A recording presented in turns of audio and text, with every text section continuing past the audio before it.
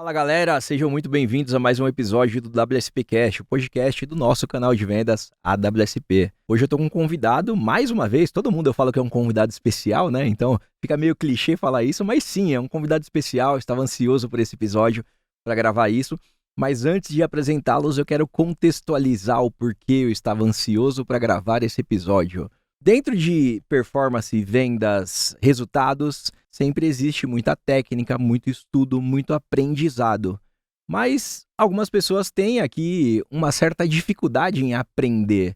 Como que a gente transforma um aprendizado em um resultado real? É dentro desse conceito que hoje estou com meu amigo Minoru Rafael. Seja muito bem-vindo aí, cara. Obrigado por aceitar o nosso convite. Minoru Rafael, que é mentor de mentores, é educador, é maestro, é criador no método Braid. Tô falando certo? Tá? Vou gastar meu inglês aqui, tá? Eu sei, Braid Learning. Braid Learning. Ele já ajudou a formar líderes em várias empresas, vários programas de formação dentro do Grupo Wiser, dentro do Ventice. A gente vai bater um papinho aqui. Minoru, mais uma vez, seja bem-vindo, cara. Diego, obrigado pelo convite. Obrigado para mim. Bom, eu venho aprendendo muito com você sobre vendas, então para mim tá aqui também é muito especial. Obrigadão. Que bacana, cara. Bom, a gente vai falar um pouquinho sobre vários pontos aqui, né? Vamos falar sobre metodologia de aprendizado, vamos falar sobre neurociência. Então tem muito assunto aqui pra gente tratar. Bora. Mas eu quero começar, cara, perguntando um pouco sobre você. Me conta quem era o Minoru quando era criança, como que foi sua infância. Cara, eu sou de Arujá. Arujá fica mais ou menos uns 40 minutos daqui, talvez uma hora, assim. E eu nunca me destaquei. É curioso que eu nunca me destaquei muito na escola. E hoje eu trabalho com educação. Acho que eu fui para a área da educação exatamente porque eu não queria que ninguém mais passasse algumas coisas que eu passei. Não por conta da escola, mas por conta de mim mesmo, assim. Eu acho que eu gostava de outras coisas. Eu gostava da minha banda, eu gostava de tocar na minha banda, eu gostava de desenhar. E, de repente, eu nunca tive facilidade com as coisas de química, história, geografia. E aí eu fui indo para esse lado da música, minha família me apoiou nisso, eu fui indo, virei maestro, e aí comecei a dar aula de música e fui entrando na educação assim, porque eu fui ensinando do meu jeito, e aí de repente as escolas que eu nunca tinha ido bem começaram a me chamar para dar aula nelas, daquelas coisas que eu ia mal. Então aí eu comecei a entender que tudo tinha um jeito, esse jeito virou um método, e aí o Braid Learning apareceu, que é a trança, o Braid, e aí foi ainda. Muito bom, cara. E maestro maratonista, hoje você tem mentorias, né? Hoje é um mentor. Como que, talvez algumas experiências poucos conectadas, assim, diferentes, se cruzaram para formar uma metodologia? Cara, é que na minha cabeça é tudo a mesma coisa. Na minha cabeça é tudo sobre aprender. O processo que eu tive que passar para ser maratonista, eu tive que aprender a ser maratonista. Foi o mesmo que eu tive que aprender para tocar qualquer idioma. Então é tudo sobre aprendizagem. Eu tive essa clareza depois de muitos anos, assim. Eu achava, no início, caramba, será que eu faço um monte de coisa e não faço nada? Mas hoje eu vejo, assim, claramente que, não, tudo que eu faço é a mesma coisa. Eu aprendo a aprender, eu ensino pessoas a ensinar. E quando você entende que isso é técnica, você se torna quem você quiser. E quando que você teve essa visão, essa clareza de que você conseguiria ali, através de uma metodologia, desenvolver ou ensinar as pessoas a aprender? Quando veio o clique, a sinapse? Cara, eu acho que foi quando eu estava na passagem de o que é o meu jeito de dar aula e transformar isso num método. Eu fui embasar isso, tipo... É que assim, a gente que é muito novo, e eu digo porque você também é novo. Obrigado, cara. Vou fazer 42 logo. A gente... 3 de outubro? 3 de outubro. A gente que é novo, é difícil a gente falar coisas para pessoas mais velhas. Então eu tive que embasar o meu discurso, e aí eu fui atrás de ciência, fui atrás de argumentos, e assim apareceu a neurociência. Tentando explicar por que eu ensinava do jeito que eu explicava. Aí tive a oportunidade no Albert Einstein, lá no Instituto de Ensino e Pesquisa, fiquei lá 1 ano e pouco só colocando bibliografia científica tal, em cima de tudo isso. E aí eu comecei a entender que, tem um jeito, tudo tem um jeito de aprender. Eu até gosto de falar que a verdadeira liberdade só experimenta quem aprende a aprender. Porque você se torna quem você quiser. Se tornar um pianista ou um maratonista é a mesma coisa. É sobre aprender. Então dá para aprender qualquer coisa. Dá para aprender qualquer coisa. Inclusive vender. Inclusive vender, e tô aprendendo no Tech Sales. Já falei semana passada, foi uma experiência incrível. Tô aprendendo bastante, cara. Cara, se a gente pudesse definir o Bridge Learning assim de uma forma simplista, como que você definiria isso? E como que isso se conecta com a área comercial, com vendas? Aprender é técnica, assim como vender é técnica. Mas aonde está essa técnica? Até a década de 90, todo mundo aprendia, liderava, fazia tudo do jeito que achava que era. Tinha gente que usava preceitos políticos, tinha gente que usava cultura, religião. Na década de 90, os caras inventaram um monte de máquina que conseguia ver dentro do cérebro. Estou falando de EEG, encefalograma, ressonância magnética. E a partir da década de 90, que foi conhecido como a década do cérebro, a gente começou a escrever o manual do cérebro. Então, como é que o cérebro se comporta nessa situação, nessa? Então, a partir do entendimento do cérebro, e isso é a neurociência, a gente consegue entender o comportamento humano de um jeito diferente. A psicologia vem sempre pela observação e, de repente, a neurociência traz mais informações para isso. Agora, imagina, como deve ser diferente, imagina como é mais eficaz você gerir pessoas em empresas, gerir processos que são feitos por pessoas, gerir processos de aprendizagem, aprender, ensinar. Imagina como tudo isso fica mais fácil, objetivo, eficaz, sabendo o funcionamento do cérebro. Isso é a neurociência em favor de gestão, de empresa, de educação, mas a raiz é a mesma. Muito interessante, cara. E dentro desse método que você criou, por que ele se conecta tão bem, na verdade, dentro de uma área de vendas, de uma área comercial? Porque vender é ensinar. Quando o Steve Jobs lançou o iPhone 1, ele te ensinou que você precisava, a partir de agora, você precisa de um outro negócio. Quando você veio para mim falar, Minoru, você precisa entrar na Tech Sales porque você precisa aprender a vender. Por causa disso. Toda venda é um processo de ensino. Toda venda é uma aprendizagem. E é por isso que venda e neurociência tem tudo a ver. Porque tem a ver com ensinar alguém que ela tem um jeito novo de fazer aquilo. Você tem uma solução e eu vou te ensinar a usar minha solução para o seu problema. Te aprender é adquirir novas memórias e usar depois no momento oportuno. Quando você aprende técnicas de venda, você está adquirindo novas memórias e repertório para usar no momento oportuno da venda. Isso é o braid, né? A trança. E isso é a neurociência aplicada a vendas. Isso é o Bridge Learning aplicado a vendas. E eu vou fugir um pouco aqui do contexto para emendar numa pergunta sobre o que você acabou de falar. Se aprender é criar novas memórias e a gente tende a esquecer das coisas, como não esquecer de algo que nós acabamos de aprender? Precisando. No fundo é simples. Seu cérebro é campeão em economizar energia. E talvez o melhor jeito que ele tem para isso é peneirar tudo que você precisa. Aliás, é engraçado a gente saber que querer e precisar acontecem em lugares diferentes, com substâncias diferentes, com mecanismos diferentes.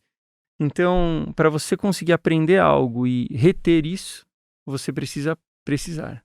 Então, o cara que aprende, de certa forma, a vender, para que ele não esqueça daquilo, ele precisa vender. Ele tem que precisar vender, na verdade. Ele precisa vender. É muito difícil. É improvável que você consiga ensinar alguém a vender se essa pessoa não precisar. Quando a gente precisa de algo, a gente dá os nossos pulos e a coisa acontece. Verdade. Você aprende. Você, cara, a sua história é testemunho disso.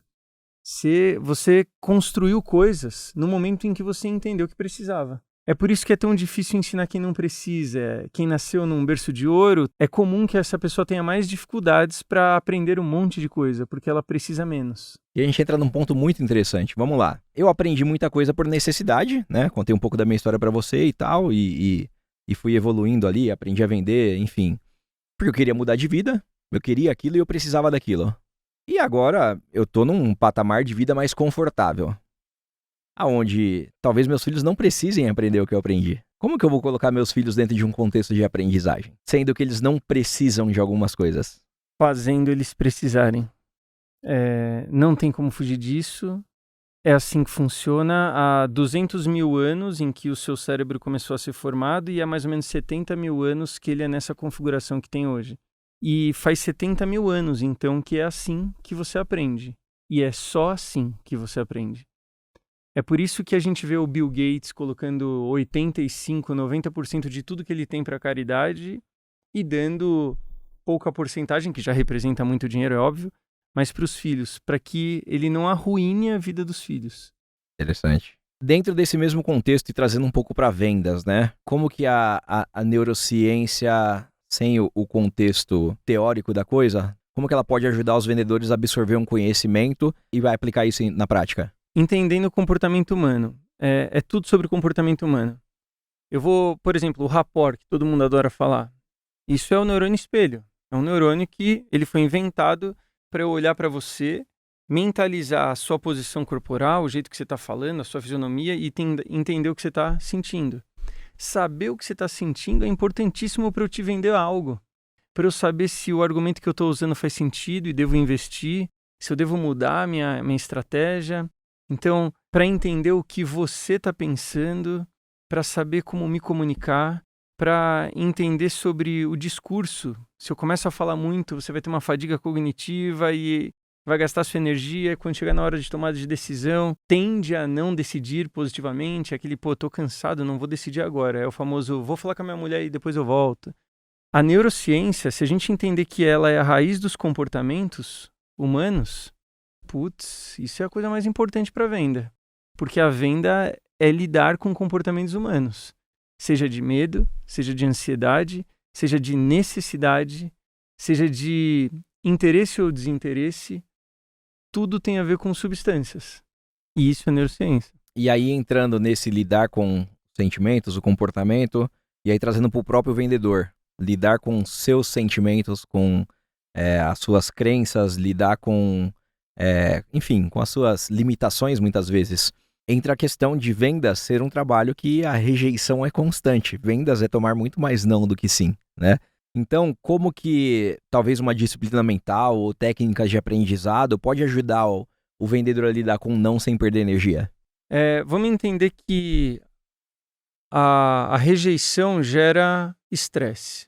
Vamos entender que estresse é cortisol. É sempre sobre alguma substância. Sempre. Presença ou falta dela, excesso ou ausência. Quando você tem muita rejeição, você aumenta seus níveis de cortisol. Se a pessoa acorda e de manhã, que é quando estão mais altos os níveis de cortisol, ela faz atividade física, ela tende a baixar os níveis de cortisol e ela vai para uma negociação mais flat, mais organizada. Ou seja, galera, treinem de manhã. Sim, então...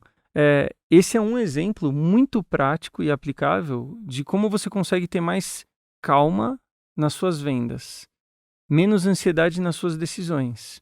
E quando você começa a entrar num ciclo maluco de cortisol alto, sedentarismo, e aí entra açúcar, gordura saturada e mais um monte de coisa, você está cada vez mais se despreparando para o estresse de uma negociação e para lidar com os desdobramentos de negações. Então a gente poderia afirmar aqui cientificamente, com certeza, que o vendedor que não cuida da saúde ou que não treina, por exemplo, que não faz atividade física, ele está menos propenso a ter performance no trabalho comparando com o vendedor que treina. Totalmente. Imagina que quando você vai vender, o cara te dá umas objeções e você tem que contornar essas objeções. Existe até um lugar no cérebro para isso, que chama resolução de problemas, funções executivas complexas e outras coisas. Mas resolver problemas. Para você fazer isso, o seu cérebro precisa estar rápido. Para ele estar rápido, ele tem que conseguir passar informações de um neurônio para o outro com muita eficácia. Quem consegue fazer um neurônio passar uma informação para o outro com eficácia é o teu músculo, que gera uma comidinha chamada fator neurotrófico e alimenta o seu neurônio e deixa ele bombadão, capacitado para poder fazer toda essa informação passar rápido. Então, o cara que tem massa muscular, em especial nas pernas, tende a resolver problemas de objeção mais rápidos. E isso é muito objetivo e prático. Então a galera que tá fugindo do treino de perna tá deixando de ficar mais inteligente. Tem tudo a ver, tem tudo a ver. Pois é, para você ter ideia, falta de massa magra nas pernas tem relação científica, estatística comprovada com declínio cognitivo. Então imagina você negociar com alguém que está com declínio cognitivo, relacionar informações, resolver problemas, contornar objeções, entendeu? Tem tudo a ver, tem tudo a ver. Muito legal, Minoru. Dentro da sua trajetória aqui, já mudando um pouquinho o tema, você fez alguns trabalhos dentro do Grupo Wiser Educação, né? Como, por exemplo, o Vêndice. Como que você se conectou aqui com o Vêndice? Como foi essa sua experiência de treinar um time que tem a liderança do Caio Carneiro? Me conta um pouquinho dessa parte. Cara, eu tive o privilégio de ter essa oportunidade, foi muito legal. Eu comecei, inclusive, eu acho que eu comecei pela Conquer, talvez. Treinei os 130 professores da Conquer.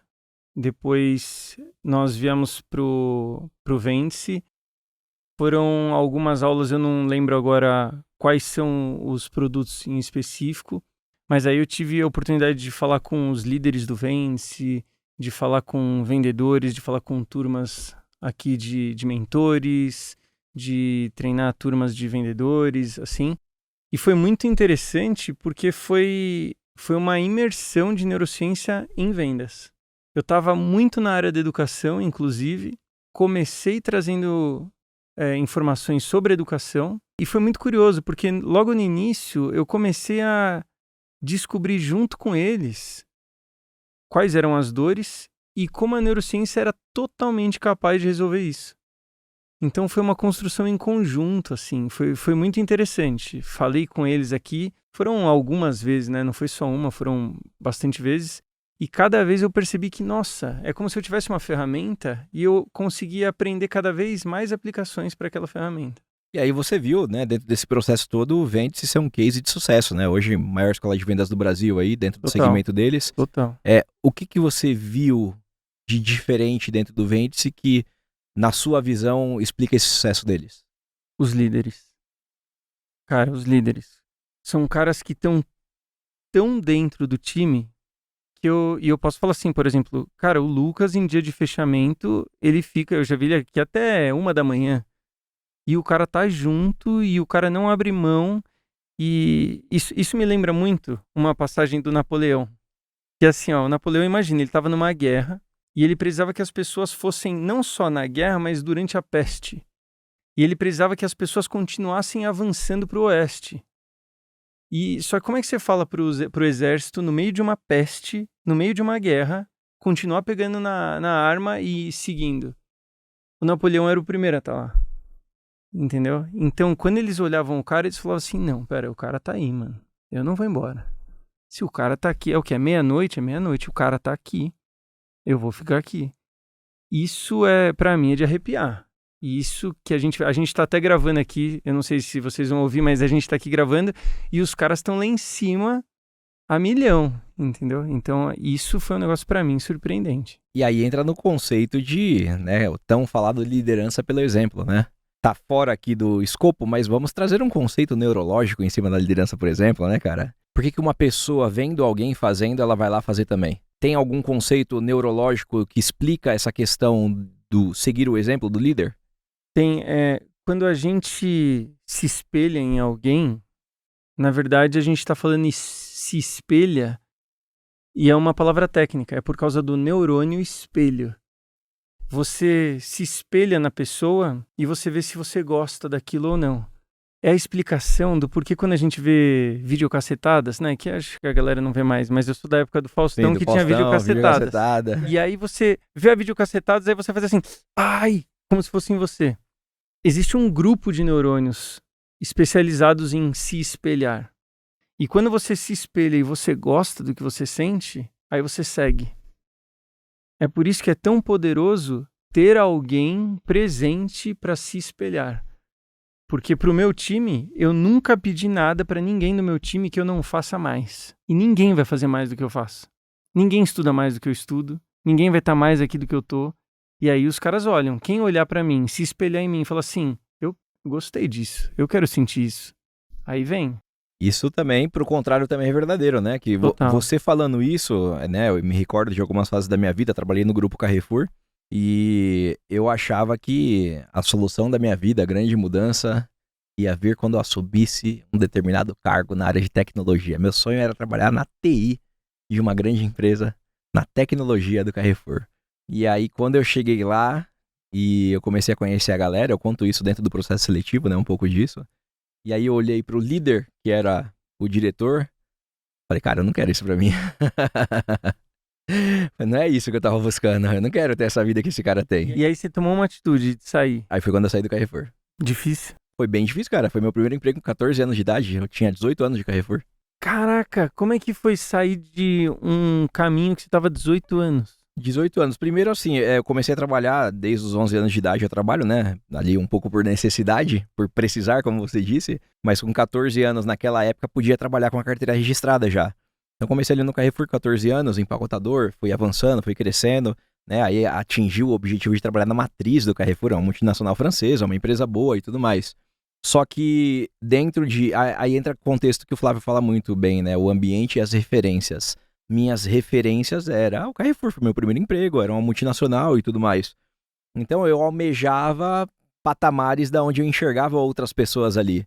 E aí dentro desse meio tempo, né, veio a popularização da internet, vamos falar assim, porque a gente tem o privilégio de ter vivido o mundo analógico e o mundo digital, né?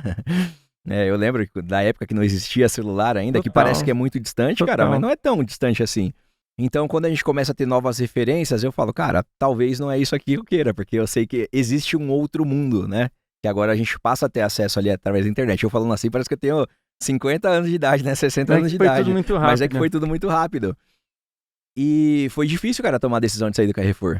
Porque, assim, era meu mundo, era meu primeiro emprego que eu tava de 18 anos. Eu literalmente cresci, inclusive, de estatura, né, no Carrefour. Eu comecei com 14 anos de idade.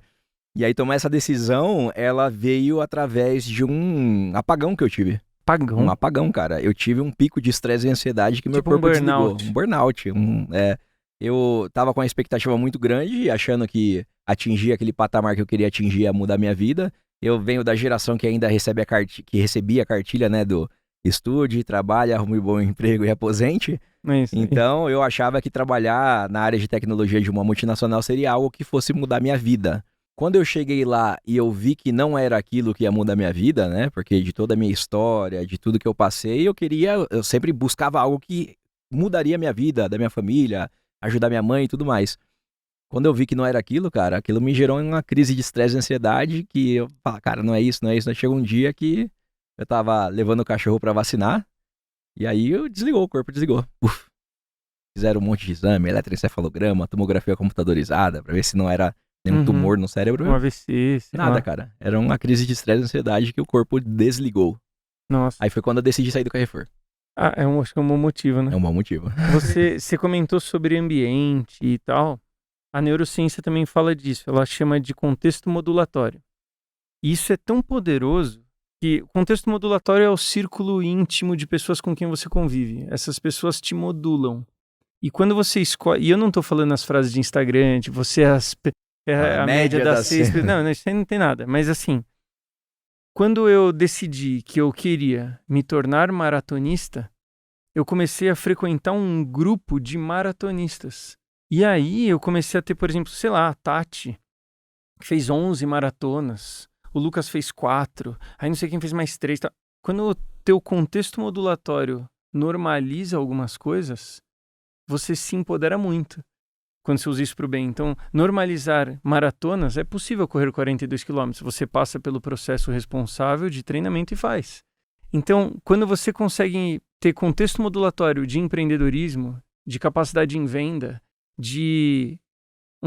onde estudar faz parte da cultura da sua empresa, do seu contexto modulatório, você vai normalizando e vai fazendo daquilo um hábito. Interessante. Então, não é clichê a importância das pessoas que você anda, o ambiente no qual você está inserido.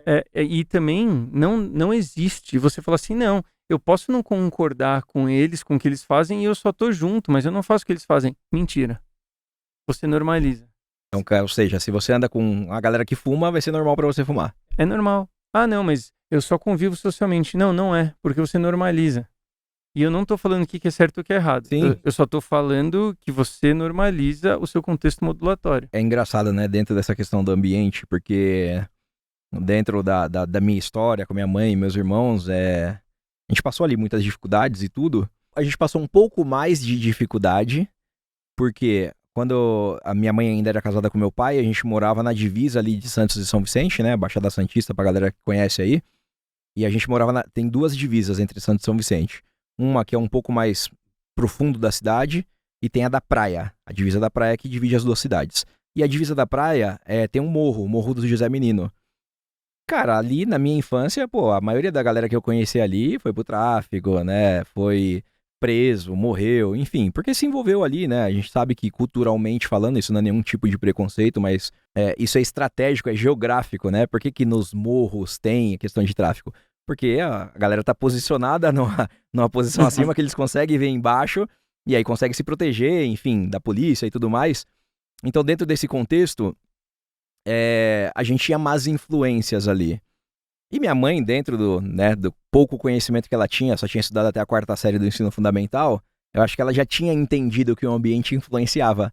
Então ela fez com que a gente mudasse para um lugar, a gente pagava um aluguel mais caro, passava mais dificuldade por isso, mas porque ali eu tinha boas influências. E foi a partir dessas boas influências que eu resolvi fazer faculdade. Porque meus amigos faziam faculdade e eu queria fazer faculdade, né? Obviamente eu não tinha dinheiro para fazer faculdade, foi quando eu comecei a fazer bico de garçom para poder pagar a faculdade de administração que eu acabei me formando. Animal, olha que interessante. Tem um lugar no seu cérebro, a amígdala, giro cingulado, tem lugares ali que são só para radar de ameaça. Identificar erros, coisas que são erradas ou não. Quando você vê algo, você vê, a galera entra armada. Imagina, a gente tá aqui no estúdio e entra um monte de cara armado. Putz, a minha amígdala, eu não tô acostumado a conviver com pessoas armadas. A minha amígdala vai explodir, vai ficar toda ativada. Mas se isso se repete, o meu cérebro passa gradativamente a ativar menos essas áreas ligadas à amígdala, ligadas à ameaça, à identificação de erros, certo ou errado. E aquilo vai passando a ficar normalizado. Isso é fisiologicamente a habituação, que é o que faz a gente normalizar as coisas boas ou ruins.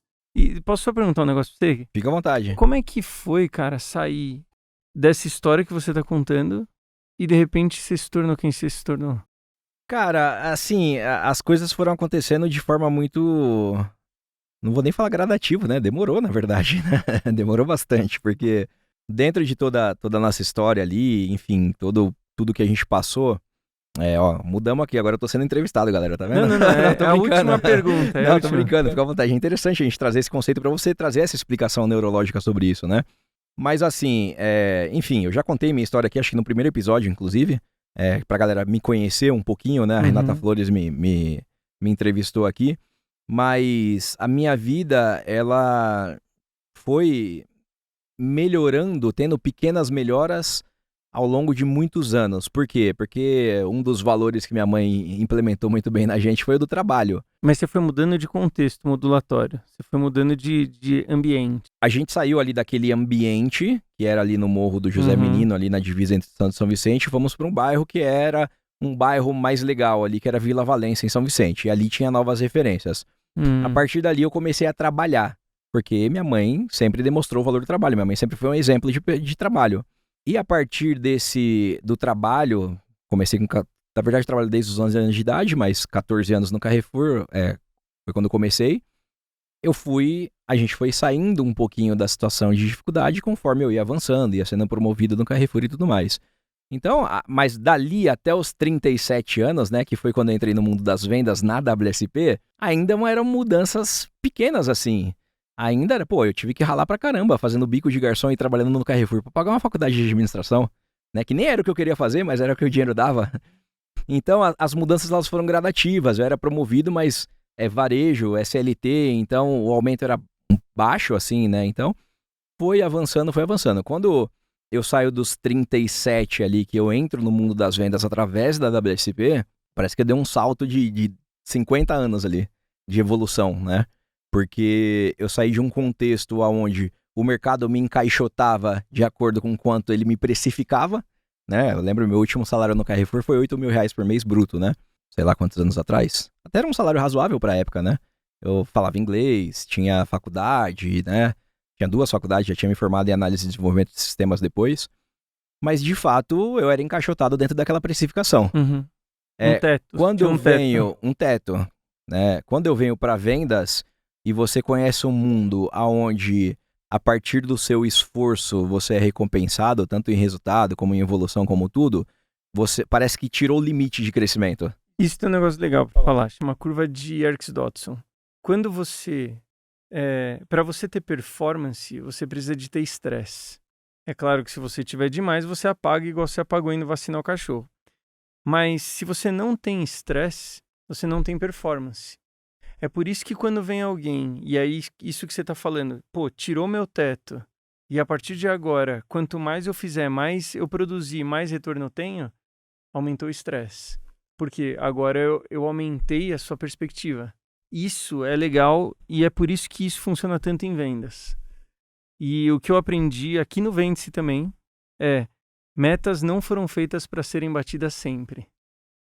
Isso é muito louco. Isso que explodiu minha mente quando eu vi os caras falar aqui. Como assim, cara? Como assim não é para ser batida sempre? Por quê? Porque se você bater sempre, significa que ela tá mal calculada.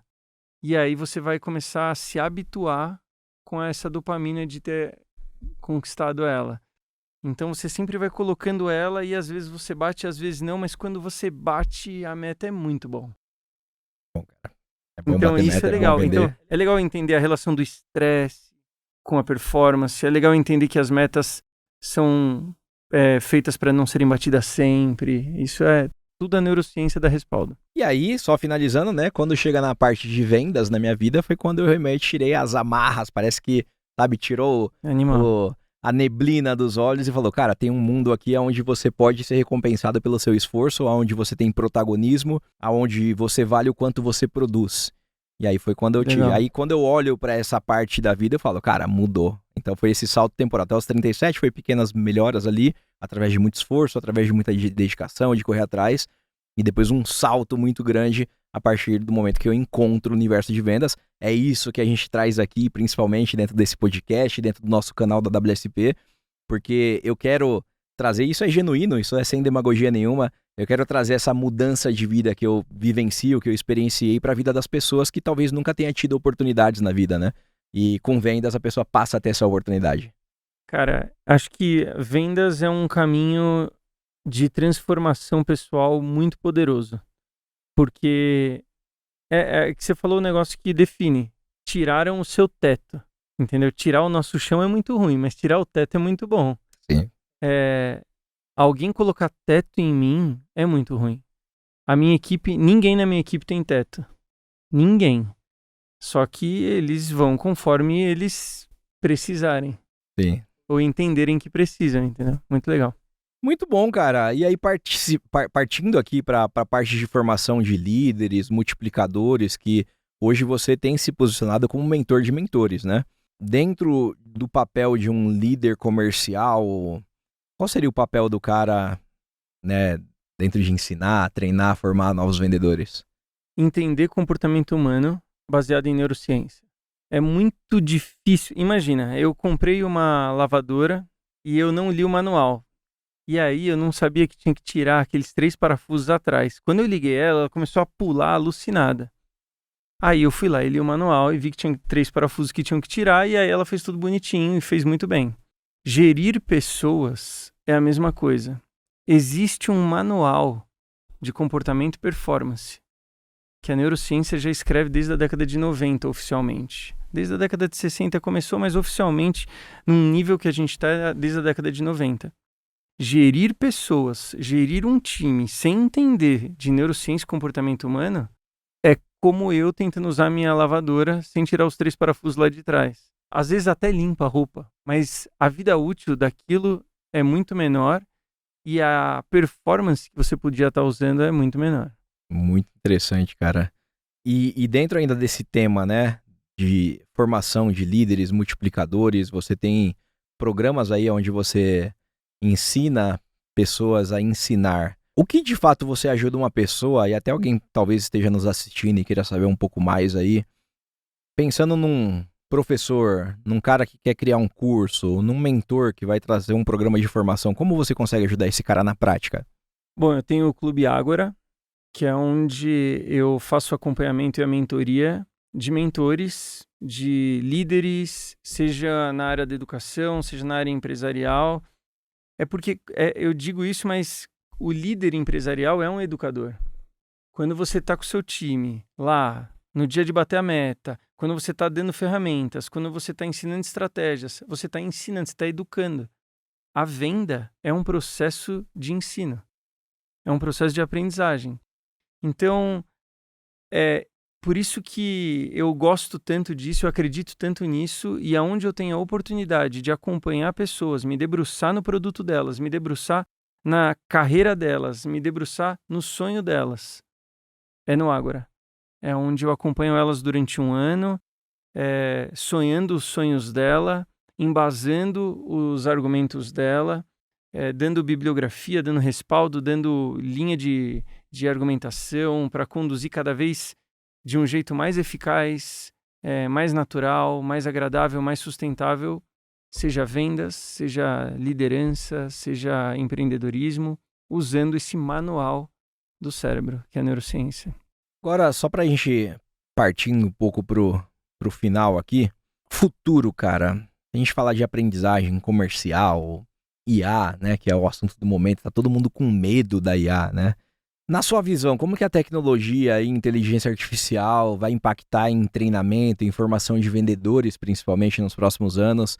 Como que, né, tem muita gente que tem um medo de ser substituído. Como que você enxerga isso, né? Bons professores jamais ficarão sem emprego. O que acontece é que quem não estuda, não estuda. Não é por falta de canal, de ferramenta. Não, é por falta de princípios, valores e intenção. Você pega alguém que não estuda, você vai dar um chat GPT, ele não vai estudar inglês no chat GPT. Ele não vai estudar. Então, o Yuval Noah Harari, ele fala que it's not a tool problem, it's a people problem. É um problema de pessoas, é um problema conceitual, não é um problema de ferramentas ou canal. Então, você nunca vai perder o seu emprego para IA na área da educação. Você vai perder para outra pessoa com IA na área da educação. Então, se você é mentor, professor, você tem a sua trilha de aprendizagem, você precisa entender sobre IA. Porque você não vai perder seu emprego para IA, mas por outro mentor que sabe usar IA. E pensando nesses conceitos científicos, neurológicos, para um vendedor, cara, você acha que o vendedor vai perder? Na sua opinião? Não. Não, porque o vendedor não vai perder emprego para IA. Ele vai perder emprego para outro vendedor com IA. Ou seja, o cara tem que estudar. Tem que seja estudar. IA, seja uma tecnologia nova que vão inventar daqui a alguns anos, Isso. o cara tem que total. aprender. Tanto é que no Ágora a gente fala que se tornar mentor é muito difícil, mas é mais difícil ainda se manter mentor. Porque o que você vai ensinar esse ano, você não vai poder ensinar no que vem. Então você precisa aprender a aprender com velocidade e aprender a ensinar com eficácia. E isso ininterruptamente. E o professor, o mentor, é isso. O vendedor é isso. Porque hoje você vende de um jeito, amanhã vende de outro. E você vai perder o seu lugar para outro vendedor com IA. E aonde a inteligência emocional entra quando a gente fala de um futuro imerso em tanta tecnologia?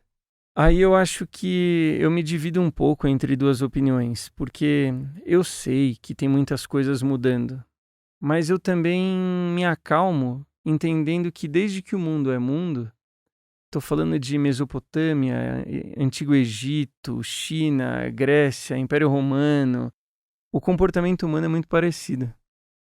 Vem a IA, vai vir outra coisa, mas os nossos medos, as nossas vontades são as mesmas. Se a gente vê como se organizaram os povos ao longo do Rio Nilo, do Rio Tigre, é sempre o mesmo, sabe? Então, não tenho muito medo disso, porque a verdade é que comportamentalmente a gente não muda tanto. Muda a história, os personagens, mas comportamentalmente é muito parecido. A gente continua bastante primitivo.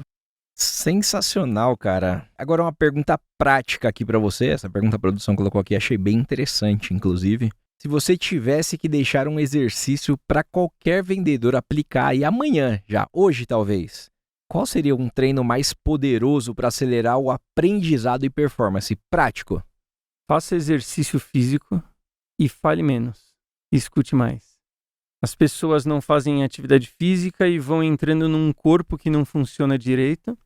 As pessoas vão falando demais e cansam o comprador, o cliente, porque você está jogando um caminhão de coisas que você sabe que não interessa ao cliente, e elas escutam pouco e por isso falam tanto. Então, se vocês escutassem mais, nós, clientes, estaríamos mais propensos a dar respostas positivas.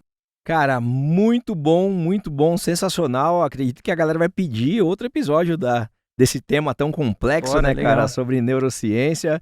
Com certeza você vai estar aqui mais vezes com a gente. E pra gente finalizar, e você pode falar diretamente pra câmera aí, se você pudesse resumir em uma frase sua trajetória, talvez, uma inspiração para os vendedores aqui do nosso canal, da WSP, qual frase você daria pra galera aí, pra eles se inspirarem e colocarem em prática tudo que eles aprenderam aqui hoje?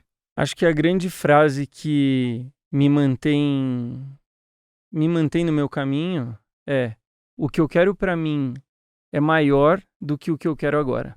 Isso me faz lembrar que eu não posso ser refém das minhas vontades momentâneas, porque o que eu quero para mim é muito grande e vai ser sempre maior do que aquilo que eu quero agora. Muito bom, cara. Sensacional. Bom, cara, mais uma vez aí agradecer a sua participação. Muito obrigado. Valeu demais. Contribuiu demais aqui com a nossa audiência, contribuiu demais aqui com conhecimento. E acho que hoje todo mundo entendeu a importância de aprender a aprender para que transforme esses aprendizados, já sendo redundante, em resultados Libertador. práticos e que realmente transforme aí a vida da pessoa. Cara, obrigado mais uma vez. Valeu. Galera, esse foi mais um episódio do WSPcast. Cada semana a gente traz convidados aqui para te trazer conteúdo que te inspire, que faça com que você coloque coisas em práticas e busque o seu próprio resultado. Então siga o Rafael Minoro nas redes sociais, siga nossos canais da WSP aqui, WSPcast, a Wiser Sales Platform, e esteja de olho aí que logo logo a gente está com um novo episódio para você. Até mais.